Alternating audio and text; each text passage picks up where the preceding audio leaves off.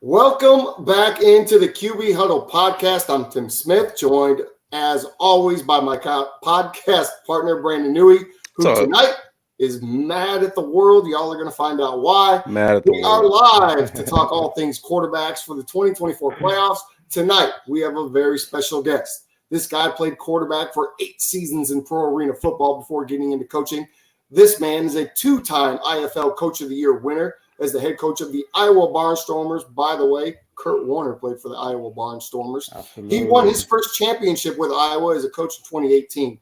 The last 2 seasons, he was the GM and head coach of the Tucson Sugar Skulls. And last year, he became the assistant head coach and OC of the Bay Area Panthers, owned by Marshawn Lynch out there in California. Yeah. This man won his first IFL championship with that team just last year. Ladies and gentlemen, the one and only Coach Dixie Wooten. How are you, Dixie? What's going on, fellas? I'm good, man. Glad to be on, man. I enjoyed the pre-show, so I know the show gonna be off the chain, man. I can't wait, man. Yes, sir. We would have a little bit of a pre-show, but man, Dixie, man, you are in Houston currently, but you're coaching in California. You've kind of been all over the place. Tell the folks a little bit about your football story. Man, been around football since I was 3 years old, man. My dad was a coach. My uncles was coaches, man. So, just enjoyed the game, played, some high school ball in Houston, played some college ball and went down the semi-pro road. And what people don't understand about the semi-pro game in Houston, in Texas, man, that's some big-time football, man. It is. And people really don't understand it. But to win and get out of Texas, you have to play some really good teams. And crazy part about it is most of your semi-pro teams in Houston, especially when I played, the great teams had like 90% D1 guys on it. So so man, it's fun, man. And end up being in the IFL, playing quarterback in there for a little while and enjoying it. And now I'm a coach, man. So it's been a great ride. So I'm enjoying it, man. And what a lot of people won't know, but they're about to find out, Dixie, you and I got to play against each other one time down in Houston. Yep. It was the hottest football game I've ever been a part of in my life. It was the first year I moved from Chicago down here, and I couldn't even grab the ball. I don't know how y'all play in that humidity. It was like 95 degrees and 190% humidity. You did beat us that night. It was our only loss of the season. I didn't play the whole game because me and Pancho, we would split time, and so he actually started the game. I came in later in the game, but man, y'all were a lot. You played phenomenal that night. We heard about you coming down. The arena quarterback is coming to play for Houston, and you simply put it on us that night. But we ended up going to the national championship that year. Yep. And we lost to the Kane County Eagles, who I played receiver for years. So that's an interesting story. But I got to coach you as well in an all-star game. I don't know if you remember this. I would hope that you I remember. My man shows up, and I said, now, they asked me, it was my first year coaching. They said, you want to come coach this game? I said, sure. They said, Dixie Wooten's your quarterback. I said, what? Let's go. And the first thing we did was bombs away. I think you threw probably like 60, 70-yard touchdown pass to start that game off. And, man, that was a lot of fun. So that was the only chance I got to be on the sideline with you until you took me to my first arena coaching gig with the Wranglers. While you were coaching here in Frisco, and you put me up in the box for a playoff game. And man, I couldn't appreciate you more for that because it opened up a lot of opportunities for me in the arena side. So thank you for that. I always appreciate you for that. You got me started in arena football. So when does your season start with the Bay Area Panthers? Well, we start, coaches, we go to California like around February, just to get the coaching meetings and things going. And then our guys come to camp around mid-March, and our first game is against the Arizona Rattlers, March 31st at home in California. So we're gonna start the season out pretty good, man, with a good team. Now, does Marshawn, is he at the games? Is he partying with y'all? Is he cutting up or?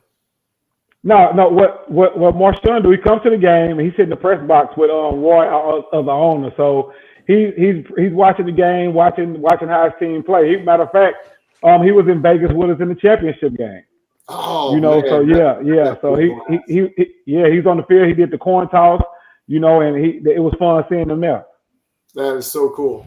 So, Dixie, before we get into the show too much, who's your favorite NFL team? Who's your favorite NFL quarterback? My favorite NFL team is the Philadelphia Eagles, of course. Oh, I'm sorry.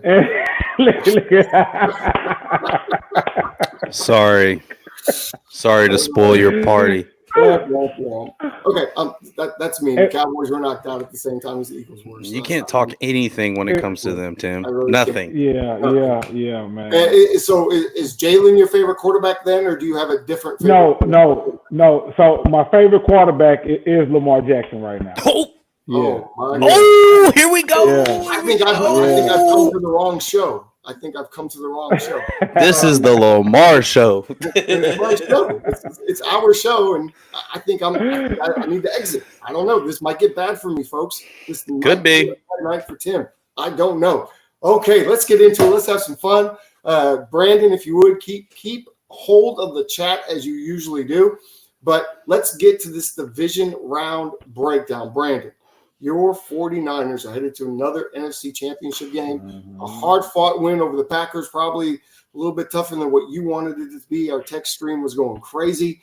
Some might say you guys were hating, boy. That game, you might have escaped. I don't know. That's just what some say. Talk about it. Man, talk your shit. Brock Purdy. All right, man. Before we dive into that, let's shout out to the chat. We got Petty, Coach Dixie, best to ever do it. Man, we got my cousin, Juan Chapel. What's up, fam?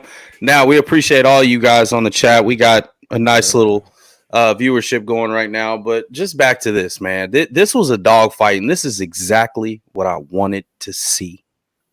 I wanted to see this because if we're going to advance, if we want to be champions, if we got dreams and goals and all that, we got to have some bad games and learn how to overcome them. In the Shanahan era, we were 0-30 when trailing by 7.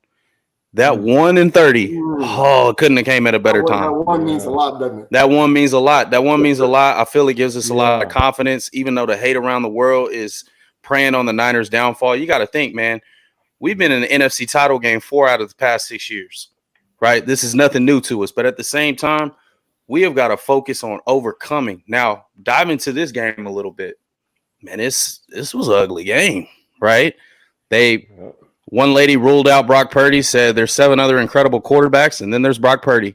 Now, I mean, it was sketchy in the beginning, right? He's got to learn to throw a wet ball. I don't know if it was a lot of rain games in Iowa, but he's from Arizona. Wet ball drill, brother, all year. Work on your game. But when it mattered the most, when the game was on the line, the boy made all the throws that you needed to make to seal the game. I love it. Man. I'm so tired of all this hate on this kid, man. It's like the world wants to see him fall. And it's just like, do you expect him not to be here? Yes, he probably looks like your typical Verizon wireless customer rep as you walk in. And he's probably, hey, guys, we got some new phones on it. He doesn't look the typical guy. But when he puts that helmet on, when 13 comes on, when he puts 13 on the shoulder pads, it's a whole different demeanor. Yeah. And the dude plays with the confidence on a level that few have that were drafted high. It's like they're preying on his downfall. It's just like, okay, well, he can't do it without Debo. Well, he can't come back from behind. Well, he checked all those boxes, right? Regardless if it was ugly or not, at the end of the day, the goal in the playoffs is to win the damn game, regardless of what it looks like. It may be ugly. Good. I love it. Because the chat group in my AGA chat was just going. It was going. I was like, the most active chat I've ever seen. In this group, people are necessarily praying for the 49ers downfall as much. Sure, they are. It's such a good story for the Detroit Lions, man. It is, but if you take yourself out of fandom of the 49ers, you have to understand that this Lions team has never been here. They've never been to a. They have been there before in '91, Tim. Era. Okay, you just watched it with Barry. Listen, they're a great team. I love Dan Campbell. Super Bowl is what I said. They've never been there. They lost. Jabir said if Brock Purdy was a top pick, he would have gotten the praise and coming back and figuring out after not playing well to begin. If he was a top pick, people would praise him, bro. Yeah. But here's the thing. This is what I don't like about the Ryan Clark take, right? You were an undrafted free agent. Nobody wanted your ass until you finally stepped in and sealed your opportunity, right? You should know out of anybody how that feels when you're playing alongside a number 1 draft pick in Troy Polamalu, but you weren't supposed to be here, but you are. Yeah. He wasn't supposed to be here, guys, but he is, right? And this is a perfect example of any quarterback that's listening out there. It's all about the journey. And if you get the opportunity, look at his example. He took that thing and ran with it. It's very Brady-ish, if you ask me. It's very Brady-ish. Not saying he's Tom Brady. We're not saying he's an elite quarterback. But damn it, the body of work in a year and a half, 2 back-to-back NFC title games. What can you say? What can you say? One thing about him is, man, he fit the offense perfect. Like, you know, he don't turn the ball over. He play action is unbelievable, man. He throw the dig perfect. He throw the out routes, man. And like I say, when he make that one mistake, you know he don't make it again. Like Brady is the perfect quarterback for that Shanahan system, man, hands down. Now let me ask you this: he plays from the head, from the head down, which I like a lot, right? Let me ask you this: he knows what's going to, and he anticipates well, which I love. Now let me ask you this, fellas. Let me ask you this: 20 years ago, weren't we saying the same shit about Tom Brady? Yep. Absolutely. Boring. I'm not saying he's Tom Brady, but he became the GOAT. Yeah. Right? It's a journey. I'm not saying he's about to be the GOAT, but damn it, he's in a great situation if there ever was one. He plays execute and take it serious. You got You got a great opportunity. Burrow gets a lot of credit for playing this way. Why doesn't Brock? Well, I mean, Burrow plays from the pocket. The thing is that I think he doesn't. It's because he's undersized, man. He doesn't have a lot of flash, right? It's substance. Oh, he got some flash. He got some flash. He got some wiggle. That defensive line from Green Bay, dude said in his interview, man, Brock Purdy is a lot quicker than I thought he was. That dude's cat quick, bro. When he gets to moving, he does his thing. He's not a 4.9 guy, but he did run a 4.8, 4.7.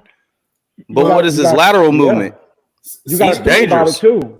Yeah, you got to think about it too, fellas. He played a lot of games at Iowa State, man. A lot of games. He's got a lot of so him stepping in there, man, he went all 4 years.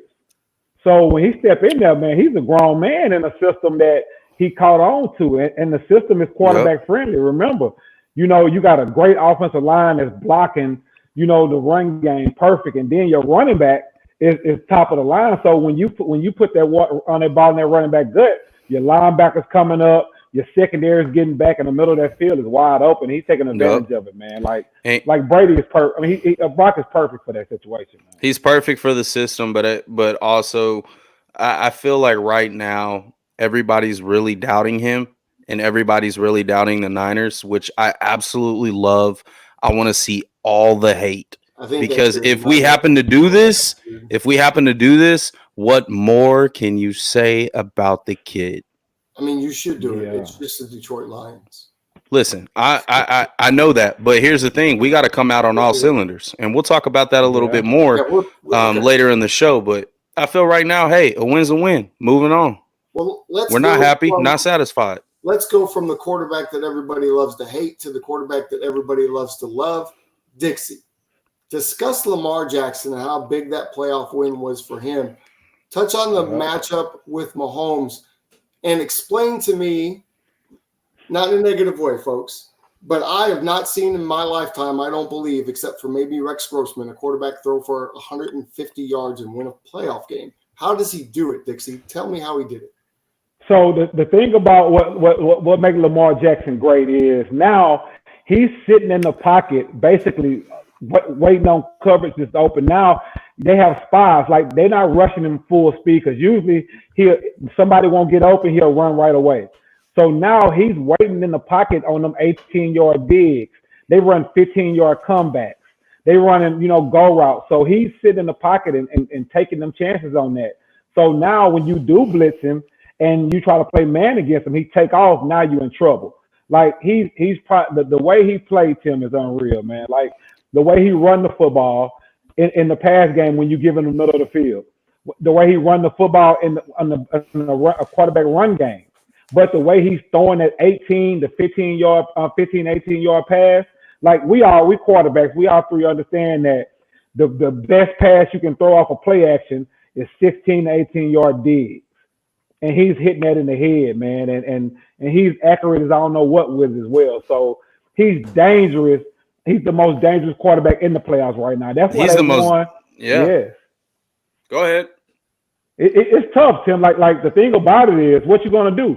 You're gonna take away the 18-yard dig with your linebackers dropping at 10. Now he's going to be running, and now he can shake one and make it a 20-yard run. Easily. So now you try to play it at the line of scrimmage. He go play action. Now he got a 18-yard dig with some of the best receivers in the game. And then now, if you go a 4-2-5, now you got two linebackers in the box. They run quarterback draw, quarterback power. It's tough, Tim. That's why I feel like they're going to win the championship, man. The only team that I can see playing against them is the 49ers. Like, that's the only people. We got a chance, but I'm nervous. Well, let's talk about this as well. Yeah. As good as all that is. Great take, by the way, because I've been trying to tell this dude for freaking 2 hours on a pre-call that we had, that it is damn near impossible to defend Lamar Jackson. If you look at it from a defensive perspective, I'd rather face Mahomes than Lamar all day long. Yeah. He's gonna give you fits. But I just want to touch on this, is that the way that the Ravens are playing defense allows for them to play offense the way that they're playing offense. And what I mean by that is their offense is very methodical. It's run first. There's a lot of quarterback designed runs with pulling guards and things like that, especially in the red zone, because you do have Lamar Jackson. And he is an incredible athlete, and he can run the football. This is not me saying he's a running back, but you take advantage of that with him, right? More than any other quarterback in the league outside of Josh Allen. You better use his skill set. You better use his skill set. But he doesn't have to sit. He doesn't have to throw for 300 yards and 4 touchdowns to win the game. Right. And part of that is because of the way they run the ball. But part of that is that, man, that defense is so good now. Right. They're ranked. I think we're going to get into this later. I think 6th. They're ranked right now. But they're the number 1 scoring defense in the league. And what they do so well, the Ravens defense, is obviously they score points. That helps your offense, right? That takes the pressure off. But on top of that, it keeps your offense in good position. You look at what they did to the Texans. They only gave up 3 points on defense to the Texans. That's the least amount of points that any defense has given up this year. And the Texans were averaging, 28, 30 points a game. And CJ was lighting it up. CJ couldn't even get the ball out of his hands, right? Yeah, I think that defense isn't getting enough credit because everybody wants to talk about Lamar and put Lamar, but he deserves to be there, especially if he wins this game. I told Brandon earlier today, it'll impress me. Like, I will no longer have anything to combat the Lamar Jackson conversation if we're in a shootout, which we've never seen, by the way, with Lamar. You have that with Patrick Mahomes. You have last Patrick Mahomes game in an AFC title game, and it comes down to a last possession with a minute left, and the run game it's not there, and now you got to do it. I want to see that. I do. Just because that's my style of quarterback play. That's what I like to see. It has nothing to do with it, so it's just my style. It makes sense, Tim. But also you got to look at how the Texans play defense too. Like, if you look at they scheme, they run a 4-2-5, but they try to bring pressure from the secondary instead of the line. So guess what? You can't bring long blitzes on Lamar Jackson. Right. You can't do that. So he's gonna toy with you. Yeah, he'll see that a mile away, and then he's gonna do what he's gonna do. You're 100% right. So that's why they ran the football, because you run a 4-2-5. Now my receiver is blitzing your blitz and safety. Now you got a pulling guard is leading up on the linebacker. Now it's blocked up. He can run for 6. So that's the reason why they ran the football like they did in the second half. Like, it wasn't any way. Dominated the second half. Exactly. You run 4-2-5 against the Ravens. You supposed to get ran down your throat. Right. It was a shaky first half. Right. It really was. Yeah. Because 20-game layover, man. It's tough during those bye weeks on those guys getting adjusted. And they went right down the field. I think we're in for a great game. I personally want to see a shootout. I don't want to see a 10-9 game in the fourth quarter. I don't think you're going to see that. I think you may see it get ugly, Tim. And it may. Well, we've seen the Ravens. There's something about. Listen, there's something about watching Lamar this particular year that makes him the most dangerous player I've ever seen play quarterback. You're still not going to talk about that defense putting him in. No, I understand that. Yes, but defensively in the top, they're not even in the top 5 this year on yards allowed.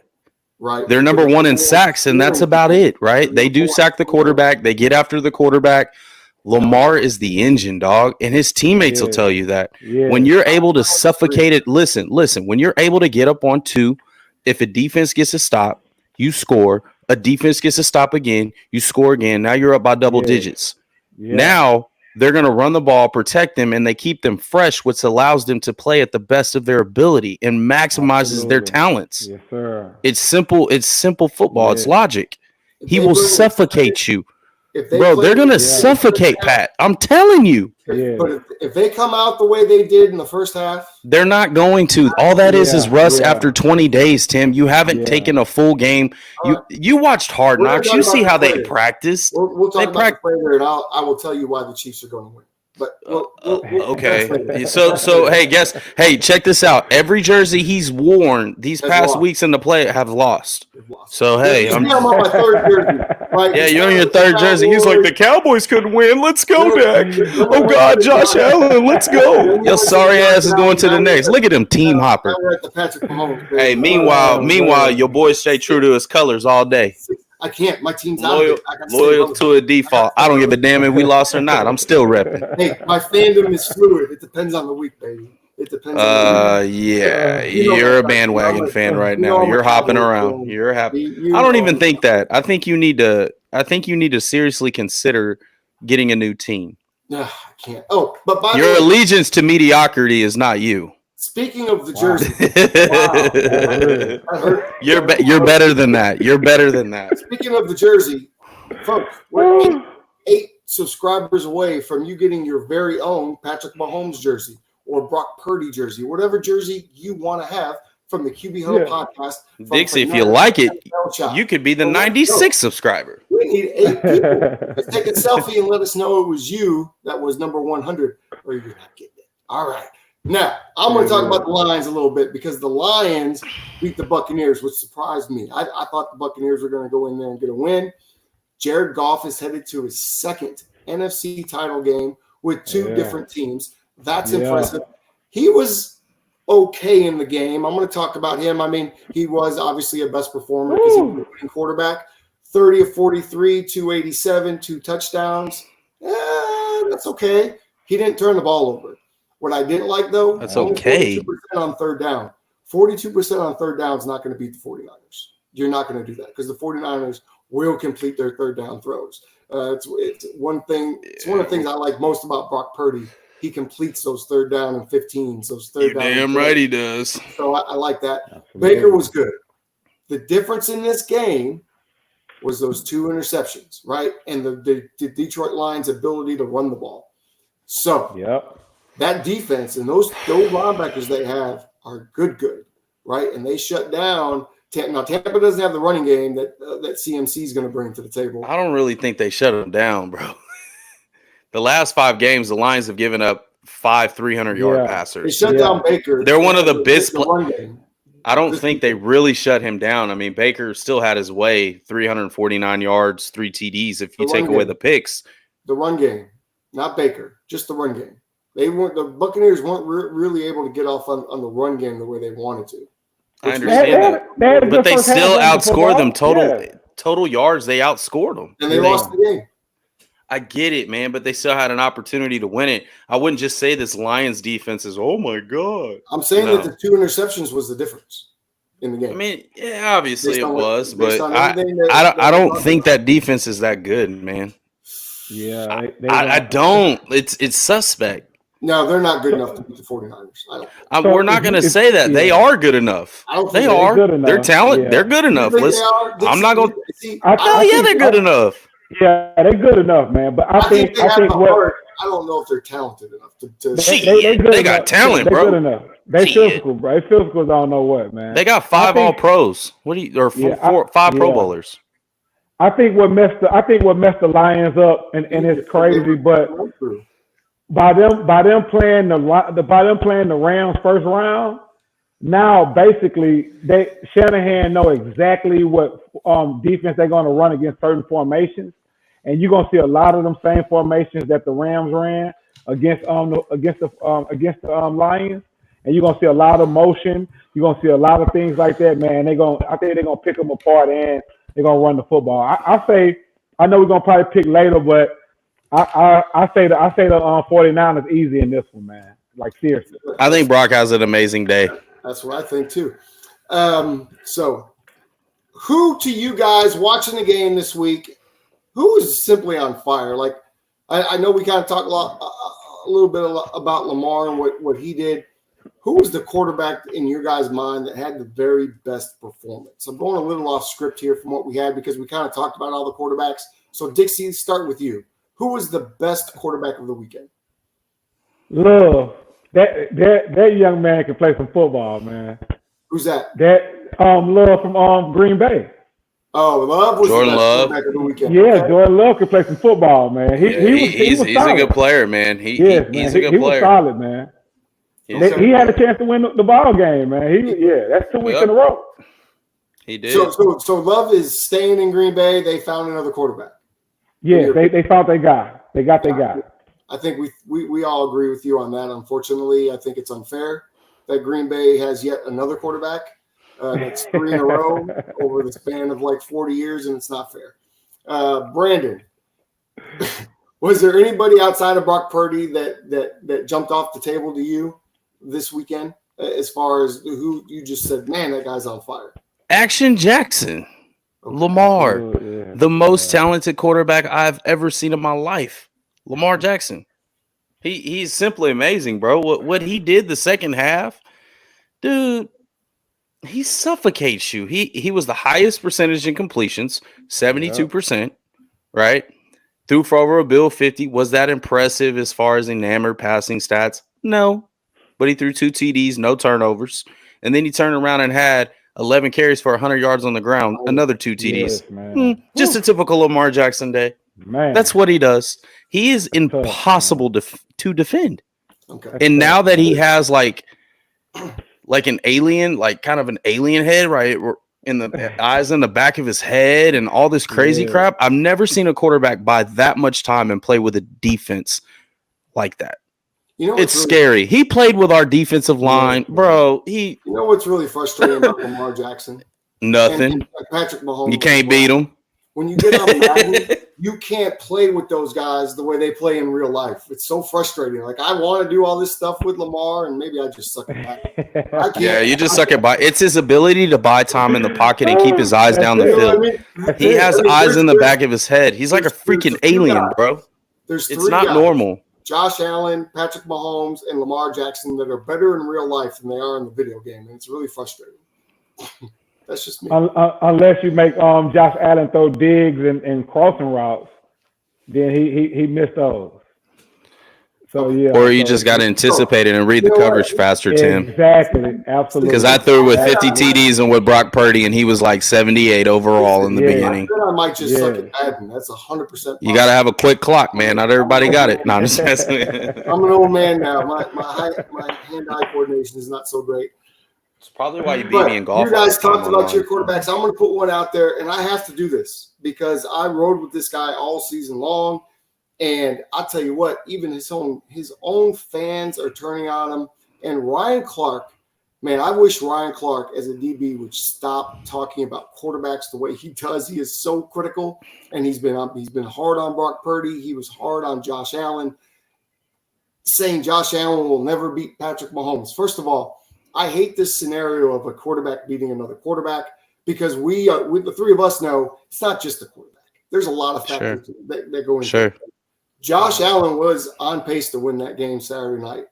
I look back at it. He outplayed Mahomes to an extent because, I mean, his run game, he was unstoppable on the ground in the first half. In the second half, for some reason, they made some kind of an adjustment in their coverage that is going to, by the way, help them this weekend, I think, with Lamar because they figured out a way to stop Josh Allen. Now, I'm not saying that Lamar isn't better than Josh in that capacity he is, but maybe you can slow him down a little bit if you're smart enough to make that adjustment. Shit.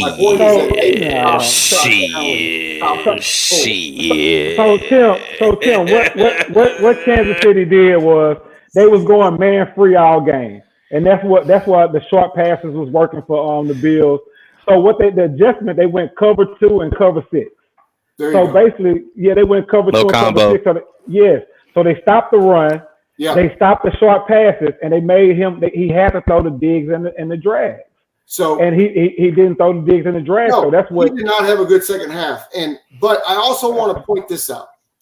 He really only had Diggs out there because Gabe Davis didn't play, and we all know what a big impact Gabriel Davis. You act like Dalton Kincaid ain't a dog. Now we did have the 2 tight ends that were amazing. I would say there was 3 drop touchdowns in that game. If you watch the game, the running back dropped one off his chest on the little angle route that he walks in the end zone. Stefan Diggs dropped one that possibly was a game winner, right? And Speedy number 10 dropped one earlier in the game. So when I look, and we're talking perfect passes. We're not talking outstretched, diving, one-handed. We're talking in the bucket balls that were just dropped. I feel bad for Josh Allen because not only that, half that starting defense was an IR. So now you've got, they came in the game with 4 linebackers. 2 of them got hurt just as a starting conversation. So you got a defense that's beat up, gives up 27 points, and you leave it in the hands of a kicker who misses the field goal, to at least get you to overtime. Plus you have a coach that goes for it with a fake punt and lets DeMar Hamlin run the ball. So there's some things that just don't make sense. And to me, how are we going to put all the blame on Josh Allen? Because if you watch the game, man, that was a hell of a game by both teams. He was putting on a show. Yeah. He really was. And everybody had an opportunity till it didn't happen. And this is why I feel so strongly about it. If you look over my shoulder, you see a number 9 jersey, Tony Romo. He used to do the same type of thing. He would play great, make one mistake, and then it was all Tony Romo's fault. Forget that the defense gave up 40 points. It was all Tony's fault. So that bothers me to my core. And fan base of Buffalo, stop it. You have a player at quarterback. Stop it. And RC says, does Diggs stay in Buffalo? Oh, good question, Art. Maybe it's time to move on from Diggs and get another dog at receiver. Go get somebody else. Go get a bigger target. He's a bit of a diva, ain't he? Woo. Yeah. He needs to start throwing tantrums at his drop balls. Buffalo fan base, please don't give up on your quarterback. Most teams would love to have a Josh Allen. Are they really giving up on Josh Allen? And they've just been hard on him. Blaming him. I think anybody not named Kansas City and Baltimore would love to take Josh Allen. Exactly. Thank you. Yeah, Woo! Okay, so we got through that. Now we're going to go through some hot topics. Or Houston. We're going to go through some hot topics, and some of this stuff we've talked about through the year, but Dixie, some of it's new to you. So let's get started, and I'm going to come to the first one with you. Cam Newton called Brock Purdy a game manager as well as Jared Goff. Both are playing in NFC title games, and both actually are playing in their second NFC title games. Brock, his second in 2 years, last year as a rookie. Is there egg on Cam's face, Dixie, or was it warranted what he said? No, I think he's absolutely correct. Like, a game manager is not saying that he's trash. A game manager just letting him know that he understands, situations. He understands when to make the play and when he don't know when he not making the play. So a game manager is perfect. Like, so both of those guys are game managers. They know when to make the throw. They know when to take the sack. They know when to throw it. At the end of the day, when it comes down to the end of the game, you will never see them take a shot. Like said, you want to throw that cover 2 hole shot with the safety sitting there? No, they're gonna throw the safe ball so they can get that first down. They can keep moving the chain. So they're both game managers. But game managers, and we both quarterbacks. We know what a game manager is. Well, hey, we had this conversation, and I agree with you. Yeah. But I'd like to take you back to what Cam said. The way he said it was in a negative connotation. It wasn't in a positive light, as you just said, because I would tell you that Tom Brady was the best game manager of all time, right? He wasn't flashy. He wasn't super athletic. He wasn't a game changer. But by the way, a game manager can change the game and can be a game changer if they do it right. I feel like the bus driver is the insult, right? Just drive the bus. I do too. Right. Just ride the bus. Please don't throw a pick. Right. That's the guy you don't want to ride the team. AKA Jimmy Garoppolo. Yeah. There you go. AKA Jimmy. Yeah. Okay.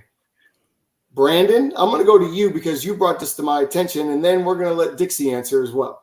Shannon Sharp says Lamar Jackson is a top 10 quarterback of all time with no Super Bowl wins nor appearances. Your thoughts? Well, you didn't even give us the take on the first one. Well, you've talked about the Cam thing. Do you want to address it? I think a game manager is actually pretty good. He's an elite game manager with traits that could change the game. Okay, I like that. And that's all I'm gonna say. Yeah. Think right now with the Shannon Sharp, Lamar Jackson is a top 10 quarterback of all time. I think he is the most talented quarterback and the craziest quarterback we have ever seen in the NFL history. I've never seen a player like him in my life. You can say it's Michael Vick, but it's Michael Vick on crack. Michael Vick can't do what Lamar can do. Michael Vick didn't buy time like that. Michael Vick was quick to get in and out off his first 1 and 2 read, right? He couldn't really slide. He didn't have the ability to do that and protect himself. Lamar doesn't get hit. He gives it out, but he protects himself. It's crazy how he buys so much time with his in the pocket. His awareness is insane, man. Like he toys with multi-million-dollar defensive linemen that can run. And then he's like, hey, I'm out past 5. Okay, I think I'm going to skate on. It really appealed to me this year because he didn't have that a few years back, right? If we remember, if Lamar and Greg Roman's offense, now maybe this is the evolution of the coordinator, which I think it plays a tremendous role in it. Yeah. Because now you're getting more vertical threats. He's not running +1 as much as he used to, right? So he's beating you from the pocket. He's one of the best against the blitz and one of the best in the pocket as far as efficiency goes. Yeah. And I will say this right now. Hell yeah, he's a top 10 quarterback of all time. Okay. Who the hell is better than him? Outside their large body of work. Who the hell is better than him? I'm going to rebuttal you. Petty says he doesn't think that Lamar is better than Vic and that you just simply don't remember Michael Vick. I totally remember Michael Vick. I'm left-handed. I'm 36 years old. I grew up in the Mike Vick era. I wanted to be Michael Vick. I don't know what Dixie's about to say, although I know he's a huge Michael Lamar Vick's fan. a 59% completion passing overall, bro. Lamar's like 67. I think that's a tremendous difference. I think whether you like Vic or Lamar more is a generational thing. I think it depends. No, it's not. I grew up with Michael Vick, bro. Playing Madden Michael Vick, I think you probably should. Okay, what did I do? You were out at the bars, bro. I had Michael Vick posters on my wall. I was playing Madden at 2 a.m. drunk. No, I'm just saying you were 2 a.m. drinking brews, bro. I couldn't drink. I had a Michael Vick poster. I had the shoes. I had the jerseys. Everybody wanted to be Michael Vick, bro. But we ain't never seen nothing like Lamar. No. Okay, my God. You think right now he's up there with the top 10 of all time? We're talking Troy Aikman's, Dan Marino's. We're talking Bart Starr's, top 10 of all time. He's there. You said Bart Starr? How dare you? Legendary. Now check this out. You're legendary. We're all in a park. And we got to start a team. And you see Lamar Jackson. Shit, you gonna take? Hey, give me Lamar, bro. so Tim, you gonna take Bart Starr over Lamar Jackson? No, of course not. Of course not. I don't even think Bart Starr's a top 10 quarterback. Hey, but you named him. Tim, you losing credibility like a mother sucker right now. No, you're just Lamar. I'm not a Lamar. I'm a realist. I know what I see. Lamar Jackson is maybe the best athlete at the quarterback position we have ever seen. Right? Absolutely. The most dynamic we've ever seen. I'm not going to say he's top 10 of all time until he makes it to a couple of Super Bowls, or at least makes it to another or 1 or 2 more AFC title games. Because the only guy that I'm going to say that is currently playing football today that I would put in the top 10 of all time is only one guy, and it's because he's been to 6 straight AFC title games, and that's Patrick Mahomes. Well, he's number 2, bro. Yeah, let's stop. Down. He's number 2. Yeah. Okay. If you were in a park right now and you had all them guys lined up, you gonna take Tony Romo? You gonna take Tony Romo over Lamar Jackson? You out your damn mind. I'm taking Tom Brady every time. Okay, that's Tom Brady because Tom Brady has the body of work. But what Lamar has done, Do I want a guarantee win or do I? Lamar wins 80% of his games. That's true. What the hell are you? What are you watching? Lamar is a winner. He's a winner. He's a winner. He's a winner, man. I mean, a couple. Hey, let me take a break real quick. Let me gather my thoughts. He hasn't won a playoff game. Dak Prescott's a winner too. He wins 80% of his regular season games, but he can't win a playoff game. He can't. He won one last week. So he's on the verge of winning another. That's what I'm saying. Now he's won one, but he's got to win another one, right? He's got to win it. Do you put him in top 10 of all time? I do. Like my guy Nui said, man. Listen, I feel very outnumbered. If you put all these quarterbacks in the park and you want to start a game, don't tell me you finna go get Bart Starr. I never said that. He about to go get Jeff George. Don't say Bart. Sorry. So who you gonna get? All these great quarterbacks. There's one guy I'm gonna get. His name is Thomas Brady. That's the quarterback I'm picking. Period. You know why? Because I'm guaranteed to be in the fight no matter what. We're gonna be in that Super Bowl because that's Tom Brady. That's what he does. Right? I'm with you. I'm with you with Tom. I rock with Tom. I ain't got nothing bad against Tom. Thank you. All right, let's move on from this. Golly, I'm talking to Lamar fans all the time. Listen, I'm going to be honest. Dixie, are we lying though? Are we lying? No, Dixie, I don't hate Lamar Jackson. I hate the Baltimore Ravens. You got Randall Cunningham, Steve Young, Michael Vick. Who else? Cam Newton and Lamar Jackson. You know damn well you taking Lamar Jackson. Now wait a minute. Steve is my guy. Quarterback. Steve is my guy. See, here you go. But Lamar can throw just as good as all of them. Yeah. So stop the BS, bro. Let's make one point before we move on. A running quarterback has never won the Super Bowl, so Lamar has a chance to do something. Actually, he did. His name is Russell Wilson. And Steve Young. And Steve Young. Steve Young wasn't a running quarterback. What? Oh, Steve Young? Yeah. See, we got to get. See, Coach, we got to get off this. We got to get off this, bro. Let me clarify. He wasn't a run-first quarterback. He was a throw-first. Yes, he was, Steve bro. Young run first. Steve Young will run. I watched him play a lot. I don't. Tim, you didn't watch Steve, bro. That was like my guy growing up. Trust thou. He got busy when he got outside that pocket. No, of course he did. Steve Young still today is the leading rusher in the NFL playoffs of any quarterback. Exactly. Right. That's fine, but I'm just telling you right now. He was a great thrower. So is Lamar. Lamar has top 3 most perfect passer ratings of all time, next to Tom Brady, Drew Brees. What you mean? What you mean? My question was, you're eating your words right now. You're eating it, and he's gonna make you eat it. My question was Steve Young considered a running quarterback? I asked the question. Yes, he's a dual threat quarterback. I wouldn't say a running quarterback. Lamar is not a run first quarterback. We got to stop that narrative. You to throw the narrative around that a running quarterback has never won the Super Bowl when Steve Young did it. No one considers Steve Young a running quarterback for some reason. I think we all real ones know. I don't know. Steve Young, to me, his running was an added attribute to his fantastic passing ability. He wasn't always a good passer, Tim. He was with the 49ers. Yeah, but in Tampa and BYU, he was like 59% completion, bro. He started with Tampa, but he was great with if you put Steve Young in this generation, Lord, he would be a hell of a. He would kill the college game in this. He would be unreal. Agreed. Like him in the RPO system. RPO, kill that. He's so accurate, man. He's deadly accurate. Man. Okay, let's move on. Mahomes' first road playoff game. Dixie, did we make too much of it, of Mahomes going on the road for the first time? No, it's too much. Like, come on, man. He can go play anywhere, man. He's the real deal, man. He's awesome, Tim, man. Like he can play anywhere, man. Like when people saying this first, like he was gonna struggle on the road, no. And he's playing in Kansas City where it's -0 degrees in Kansas City too. So it was him cold. being in Buffalo didn't make no difference, man. Okay, I like that. Brandon, do you think we made too much of it? Was it just something to talk about? Or I think to a degree it was a little bit of both. I think, the pressure of going into a hostile environment like Bill's Mafia, right? I think, you got to look into it to some degree.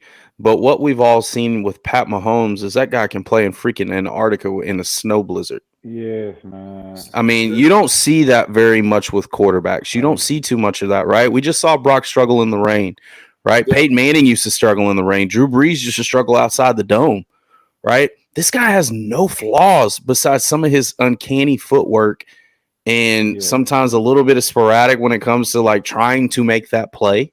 Yeah. But outside of that, dude, I never worry about that guy. I will never. It's hard to bet against him, even though I'm betting like a mofo on him this week. You said you would never bet against Mahomes. I got to because what I've seen from Lamar this year. Good luck, defense. All right. Good luck. I think we made too much of it too. I think it was just something to talk about, something we wanted to grab onto. Although here we are again. Now he's going to his first AFC title game, not in Kansas City. So that's a little bizarre. But I think, Andy Reid has done this long enough. I think he's a mature enough player. They're going to handle it just fine. It'll be fine. It doesn't matter. Yeah. And they're not going. This is a such better Lamar Jackson that people haven't really seen yet, and he really hasn't reached his full potential, which is absolutely scary. Yeah, it's terrifying, bro. Yeah, like he's gonna be able to toy with people for like the next 6 years. Well, if God given, right? Because before this, he was also injury prone. He also missed.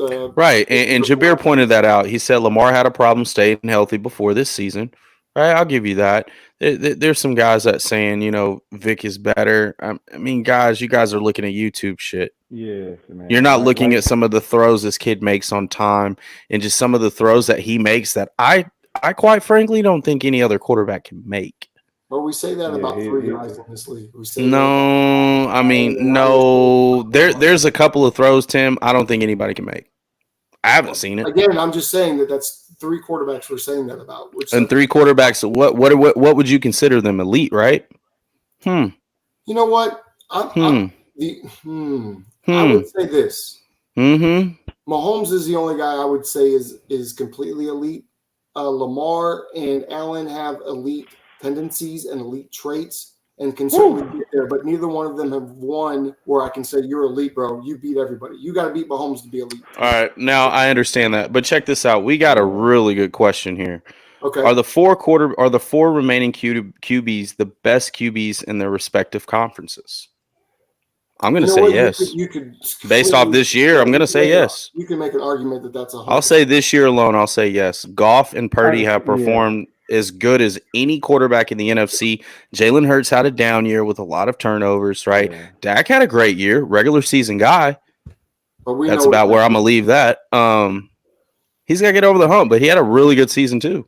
Yeah, I like that question because this might be the first time in a long time that we can say that it's four teams with the four best quarterbacks in that season, like the four guys in that season in particular. I'm not saying that these are the four best quarterbacks in the NFL, but this year, you're right. Goff put up monster numbers except for when he went to Baltimore. But I say Lamar is 1 and 2. I mean, that's obvious. Yeah. So, what you think, Coach?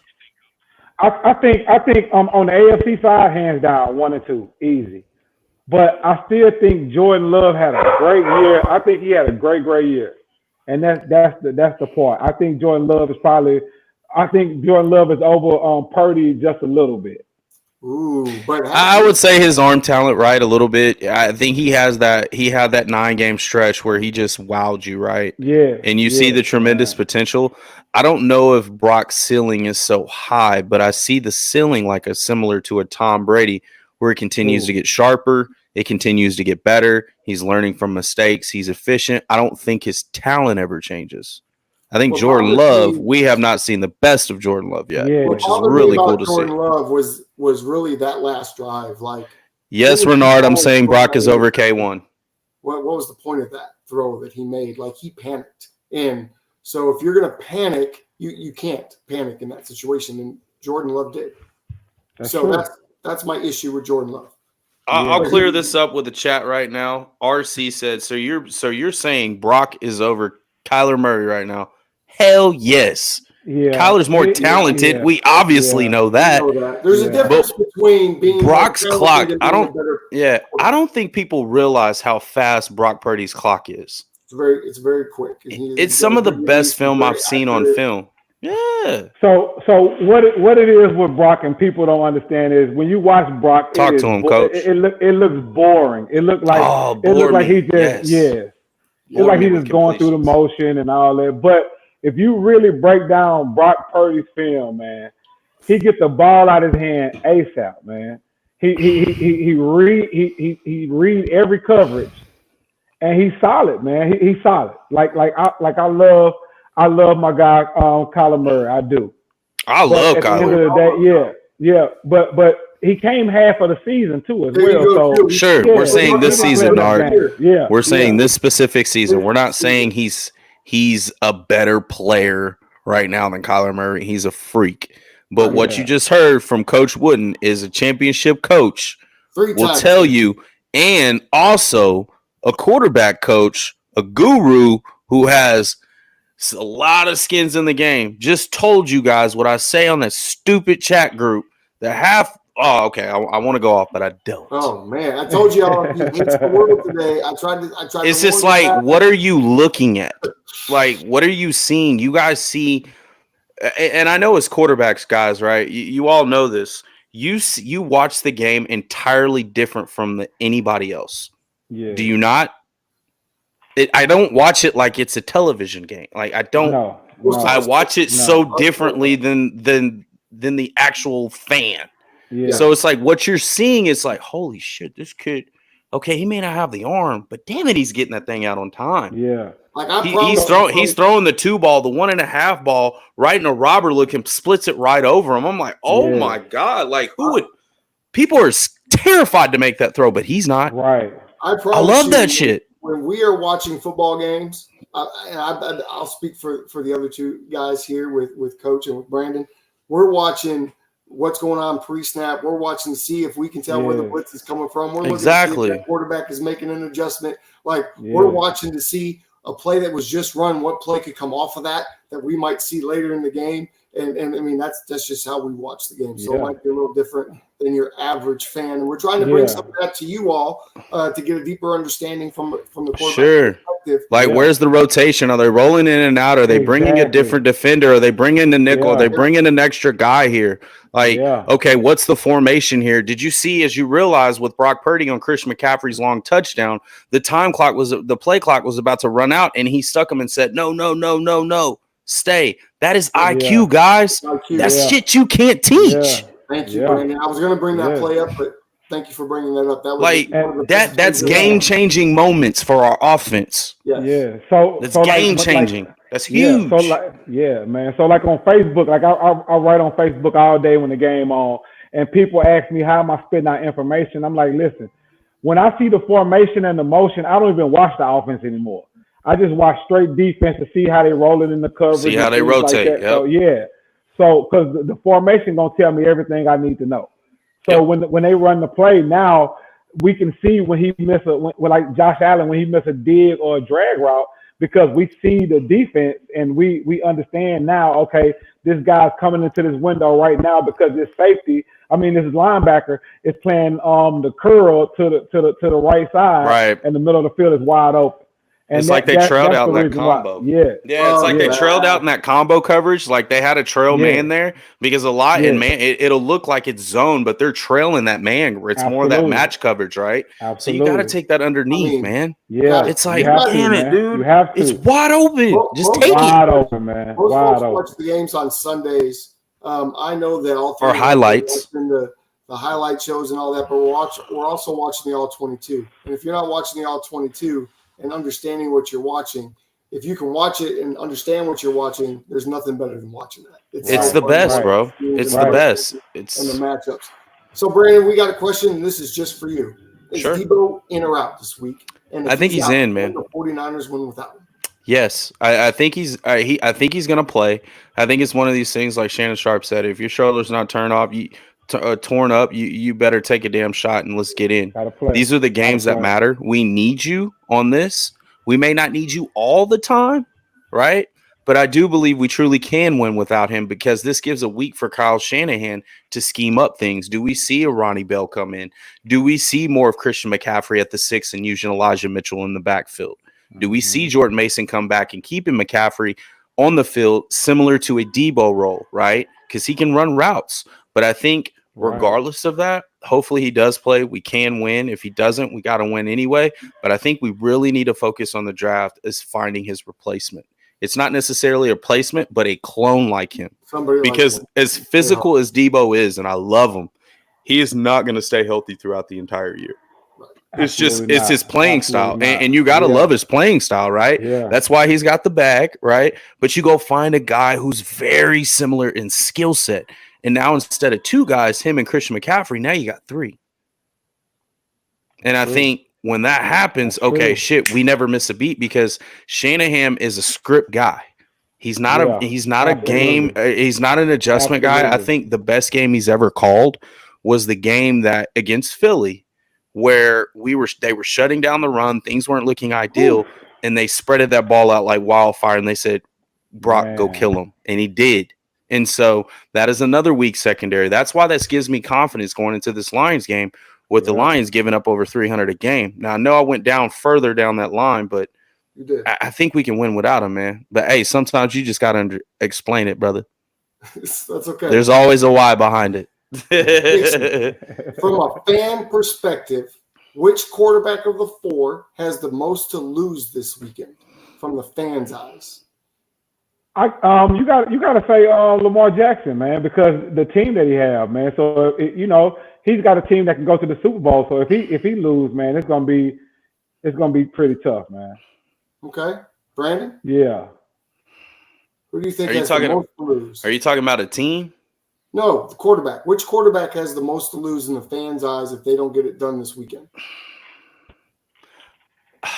I don't think it's Lamar. I think it's Purdy.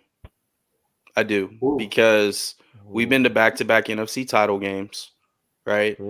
If you lay an egg here, you can play great and lose, but I think the narrative will always be there for him, right? Unfortunately, as good as a year he's had, I think that pressure, I think he's got the most to lose because I think as the office, you got him so cheap. Are you going to hit the panic button and go get Kirk Cousins? No, Are you going to hit the panic? From the franchise. I'm talking about from the fan perspective. I think a fan perspective. I think we're split as a fan base with Brock Purdy. Okay. Because everybody's wanting Montana or Steve Young. Our fans are split to a degree. I think it's more 80-20. There's this 20% that wishes Trey Lance never left. Right? Right? And so I think if he doesn't get there, it's going to be all on him, which it may not be his fault, but it's going to be on him. I think Lamar has already proven the doubters wrong. He's gotten to an AFC title game. This is why we pay you over $100 million to be one of the top 4 teams lasting and give you an opportunity to get to the Super Bowl. I think Lamar has nothing to prove at this point, me personally.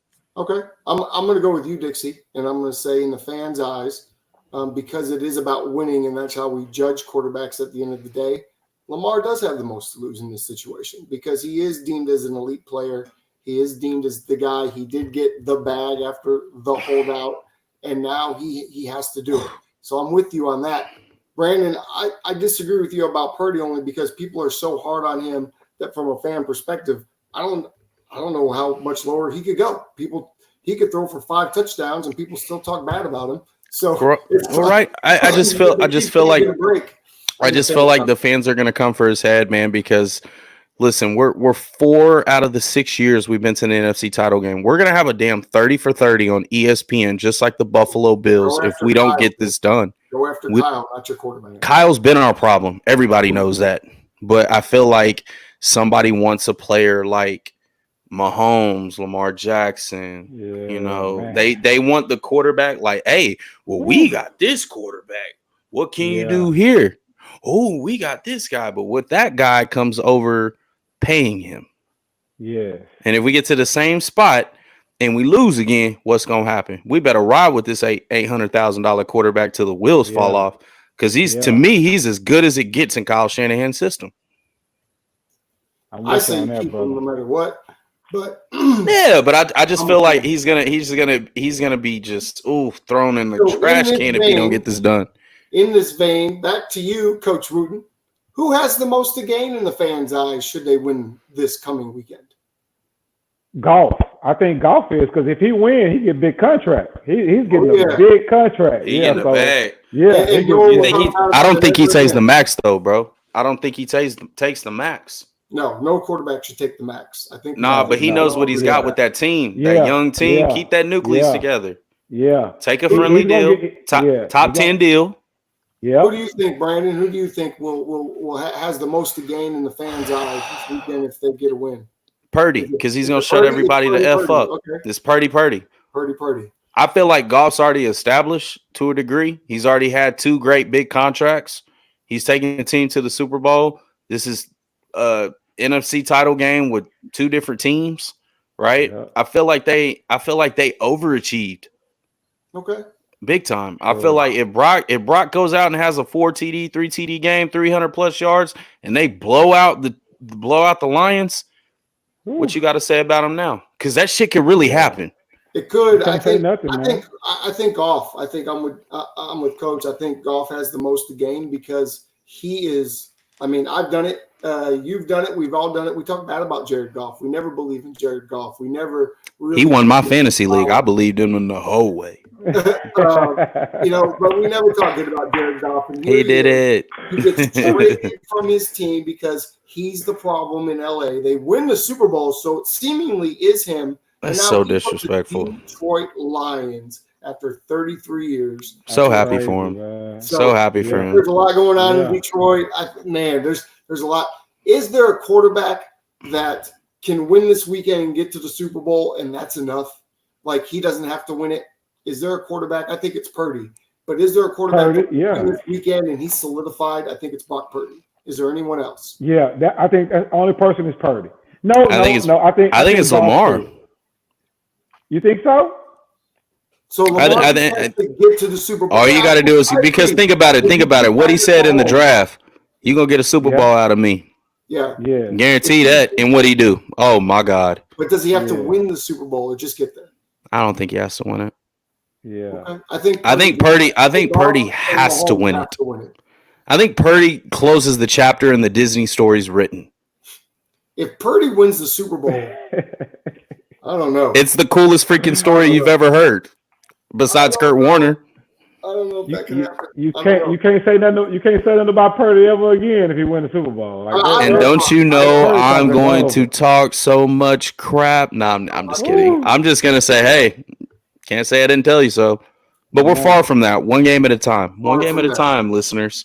I'm not projecting we're gonna win it all, but I'm one game at a freaking time, dude. We're 0-2 in the NFC title games. We get there, but shit. Let's finish. We're gonna get to these championship breakdowns and storylines here in a minute. Josh Allen was next on the list to talk about, but we talked about him earlier. He kind of got injected earlier, and we touched on all the things that we were going to touch on. So real quick, let's talk about the Couch Coach, folks. If you're not locked in on the Couch Coach, we have a weekly show, typically on Wednesday nights, where we go live. We've had Aqib Talib. We've had Mark Clayton on the show. We have had an array of guests on this show. It's a roundtable with Exo, Nui, and myself. You can find us on the Couch Coach at the Couch Coach Club on YouTube and on Facebook. My voice is starting to go. But, hey, you need to lock in with us because we are spitting fire on that show. Brandon, tell them a little bit more about all the things we've been right about. Oh, man. I mean, we've been right about a lot of stuff. I'd probably say 80%. It's kind of crazy. And I swear we can go from the first episode. I even said that Detroit Lions were a dark horse. And, yes, some of my team agreed. But there were some people like, are you crazy? I was like, watch out for Detroit, bro. That coach, I was like, that coach, I'll run through a freaking wall for that coach. Yeah. I told people that Baker Mayfield and the Tampa Bay Buccaneers would win their division and make a playoff run. And they did win a playoff game, and they were very close to the Lions. They won their division, and he got a contract. They're going to get about a $40 million deal, which is awesome for him. We predicted Lamar Jackson with this new offensive coordinator. You're going to see a scary version of Lamar Jackson, and we said he was going to win the MVP. Guess what happened? The guy's the MVP. What else did we say? Well, we said watch out for the Houston Texans with CJ Stroud and what we saw from the first 3 weeks. I was like, do not sleep on this team. What happened? Oh damn, CJ Stroud was about to be the rookie of the year. Can keep going. I said Brock Purdy would overcome his UCL injury and have a great season. Oh damn, guess what he did? He was leading the league in damn near every category. Yeah. I can go on and on, man. It's really scary. And we have video proof, everyone. Maybe not week 2. I told everybody by week 4. Sorry, Dixie, but I told everybody that the Eagles were frauds and that they were going to fall apart, and the way they were winning wasn't sustainable. Damn. It turned out to be 100% true. They did, man. Damn. It really was. Damn. But you know what we got wrong? Everybody jumped on the Dak Prescott and Cowboys train, and they just let us all down. My God. That train ran us all off the track. All off the tracks. We were all off. I even bought into the juice, Coach. I bought into the juice. I was like, you know what, man? I can't wait to see y'all in the NFC title game. Wait, one of us are there. What happened to the other one? We see this every year, though. We see this from Dak every year. I feel so bad for their fans. I'm sorry, guys. He's about to get his bag again. He's about to get his second bag, which I just how many bags? So what? Tim, let me ask you this. So why, when the Cowboys lose, why the fans be in the stands crying and all? They're so loyal, bro. I feel bad for them because they really talk their shit, and I respect it. Yeah. I feel bad. Man. Listen, Dixie, you weren't on the show, but I got to go to the game. A friend of ours has season tickets in the section where Jerry sits in his little private press box.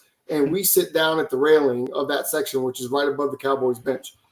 About midway through the second quarter, probably after the pick 6, I looked up in Jerry's box, and I just did like this. And I was like, what's up, man? What are we – and I'm screaming at him like, what are we doing? What are we really doing right now?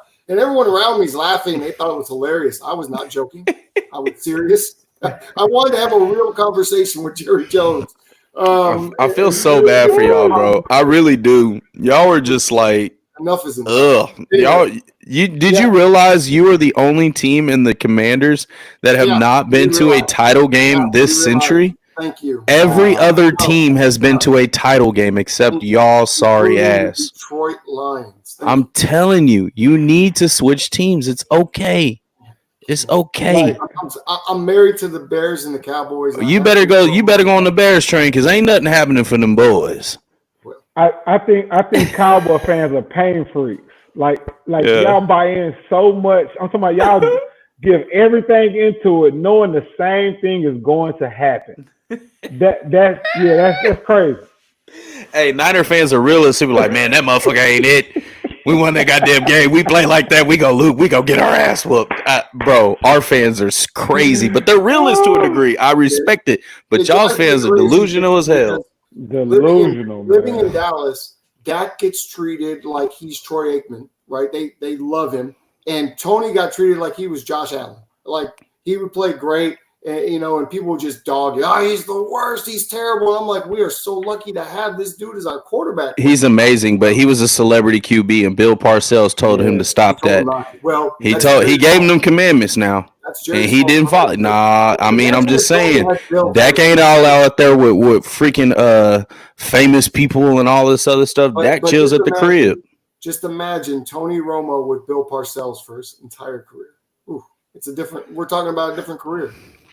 That's what I think. I just think you need to go back to the Bears. Hey. Because the first game you watched with the Cowboys, what happened? The 49ers beat them on the catch. Right? So you're seeing them, your first vision of them is losing, and then your last vision of them is losing. Hey, like there's no in between. Like you had hair when they won. And granted, I know we ain't won shit in a while. He just killed me. For next season. Hey, Renard said you might want to go ahead and jump ship, and this is a Cowboy fan speaking. He said Ryan Poles got the Bears' future looking bright. I believe it is. This is your time. Justin Fields, then I'm a happy camper. If we listen, you need to go. Like you need to disown that. That is such.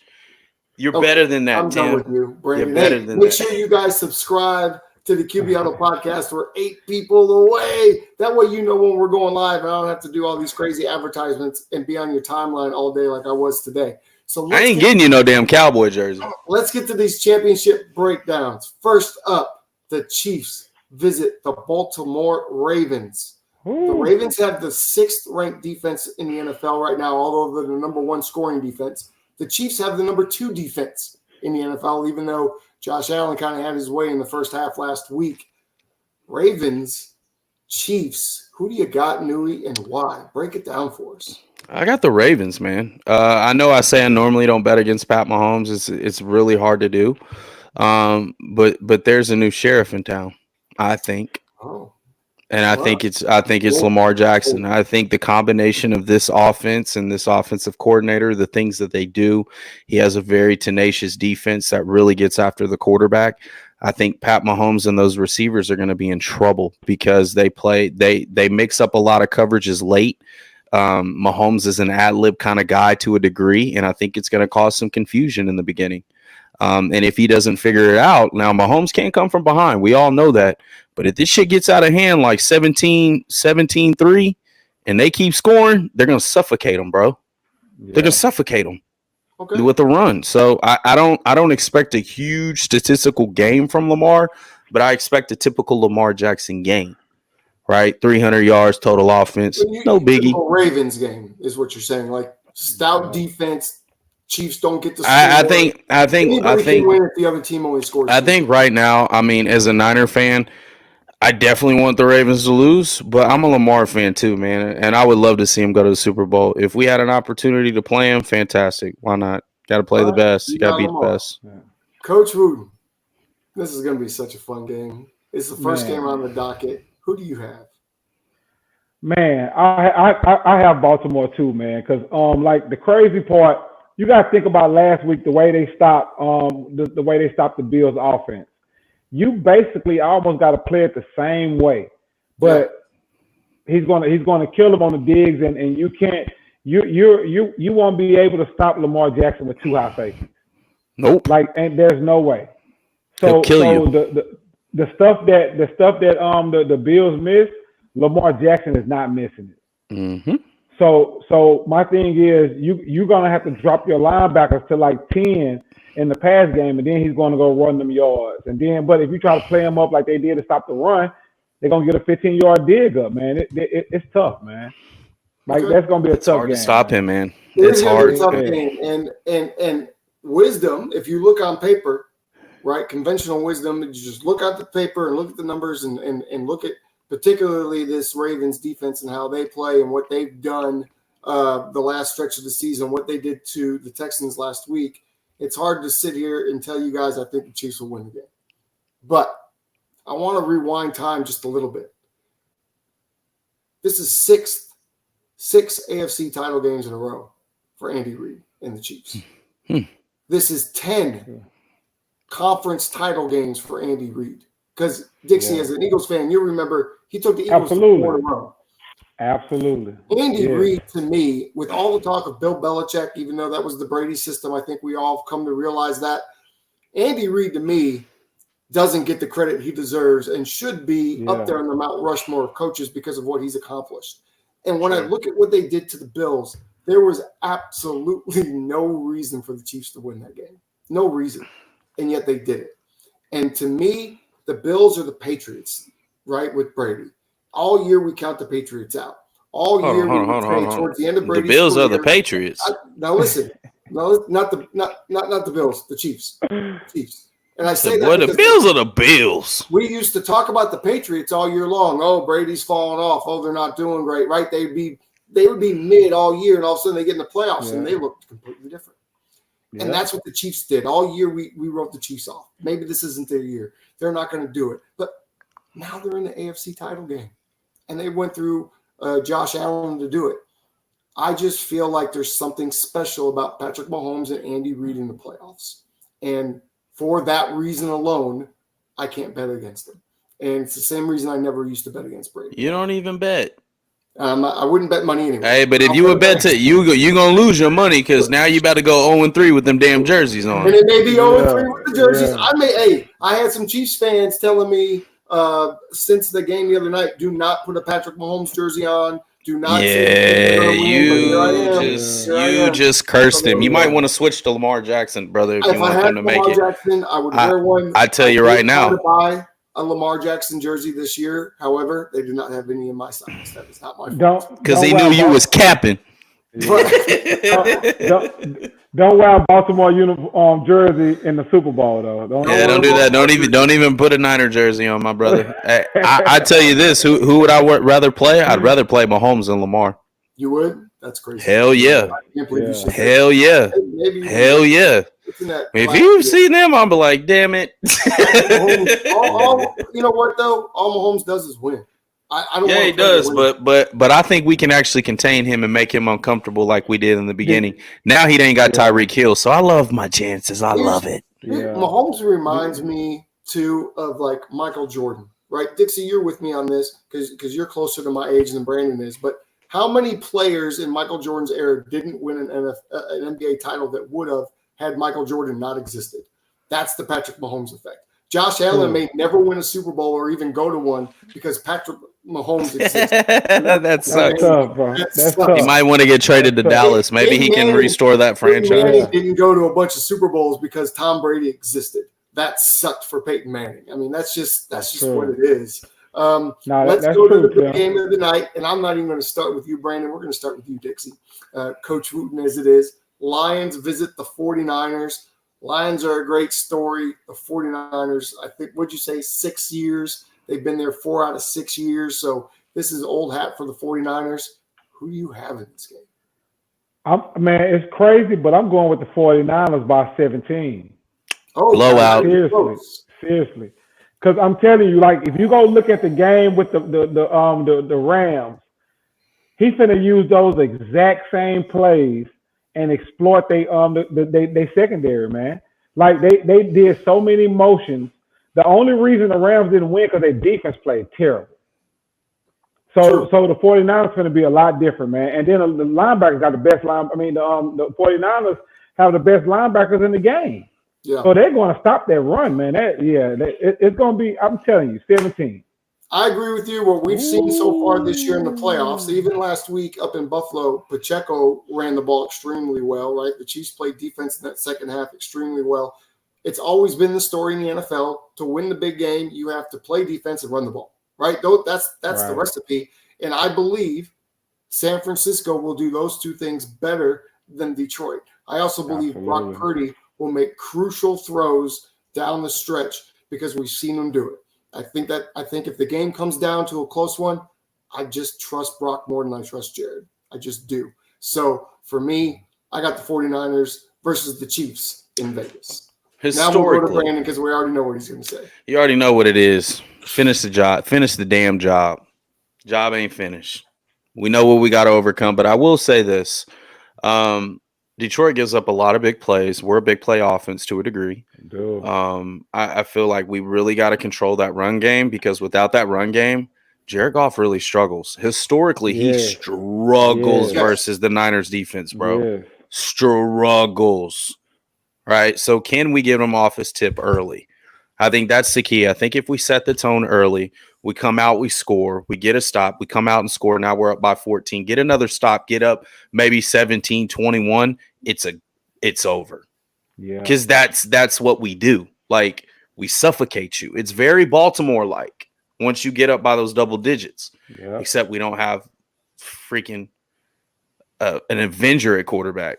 Like Lamar's a freaking Marvel character. the thing the 49ers going to do to the Detroit is they're going to take away the digs, man. You know, like we got to be honest.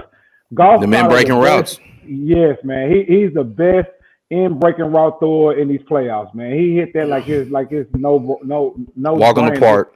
Yes, man. So they're going to make him throw comebacks. They're going to make him throw out routes. They're going to make him go routes. But I'm telling you, like like they're going to have about 2 or 3 picks. I'm telling you, because if you can't throw it in the middle against the 49ers, man. They defense, man. Those linebackers are too good in space, man, and they can catch. I can't ask Brandon this because this would never happen in Why Brandon's not? world. But if the Lions were going to win this weekend, who from Detroit would have to show out? Like, what would have to be the story when the game was over for you to see a Lions victory this weekend? You got to have great play by the tight end. You have to. If you want to win the game, the tight end got to probably be your leading receiver, and he got to be hot in the red zone. He got to catch touchdowns in the red zone. See, I think for the Lions to win, I think they need to lean on both those two running backs in Gibbs and I think so too. And number 5, our run defense been a little shaky. Montgomery. If they can lean on that run game the way they did in the second half against the Buccaneers, and run the ball effectively and keep Brock on the sidelines and make him press a little bit more. Kyle has a tendency that when a game is close or when he doesn't get the ball as much, he tends to press with his play calling. If the Lions can get the 49ers in that situation, I think they have a chance. But Tim, I think you're absolutely right. I mean, it's not to say that, oh, my God, we're winning no matter what. Dude, we got to play the game. That's why you play the game, right? Absolutely. And I think Kyle reminds me, my boy Mo has said this. You guys remember the water boy, Henry Winkler, the coach? He had all those crazy play designs, but when the game was on the line, he damn near shit himself. Yeah. That's what Kyle does, right?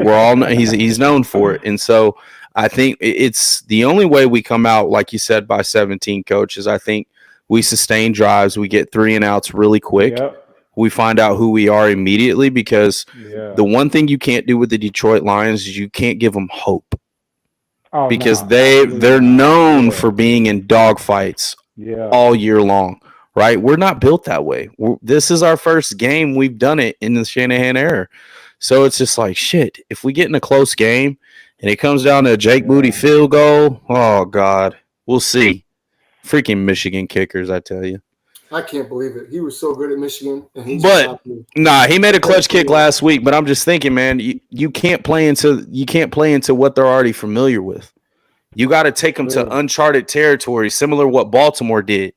Baltimore took them. They really got to study that film because it wasn't just Lamar Jackson running +1s. It was that run game, that play action, throwing little leak routes off the tight end, little wheel routes, using it by your running back, dude.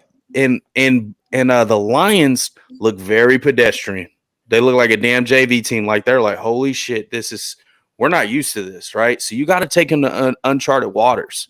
I think if you do that, you run away with it, and then you'll see what happens. But we got to come with it, man. We can't be bullshit, man. We cannot come out bullshit. Where are you watching the game, Brandon? Where are you watching? At the house by myself. By yourself. Text messages on or off.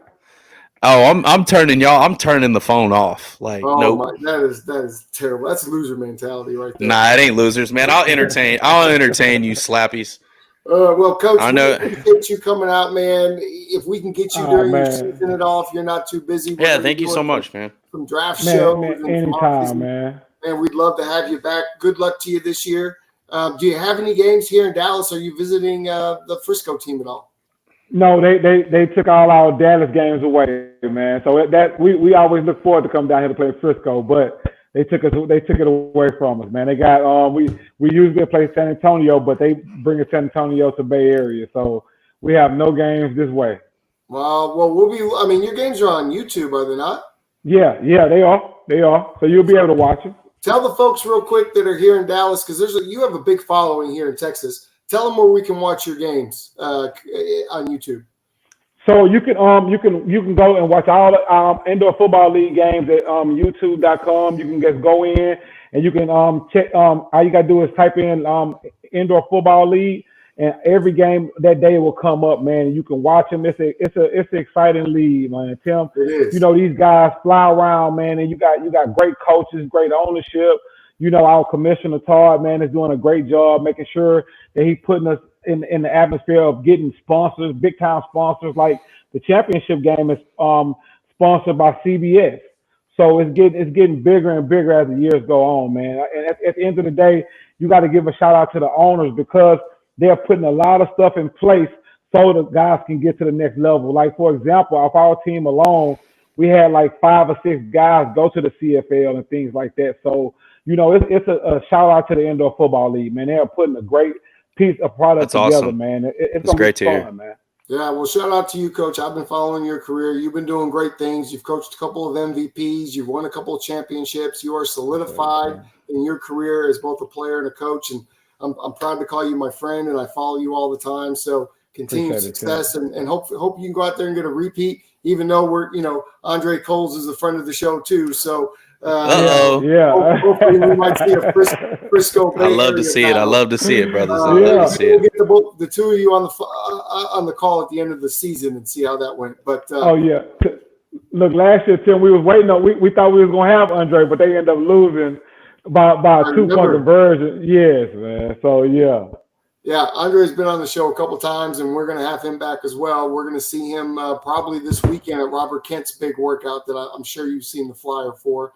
Newey, do you happen to have the address of where it's going to be at Richardson-Berkner Indoor, from my understanding. Yes. That's in Richardson-Berkner off the 75. I know we have one of my quarterbacks I worked with, Kahari Lane, there. That's a guy to really look out for. I think the guy can shoot it. He played at University of Arizona. All-time state Georgia passing leader over guys like Trevor Lawrence and Deshaun Watson. So hopefully he can really put together a good workout. That way he can get an opportunity to showcase his skill set. So look out for that. I'm pretty sure there's going to be a lot of good guys, good players out there. And, we'll be excited to talk to them and see what the new wave looks like.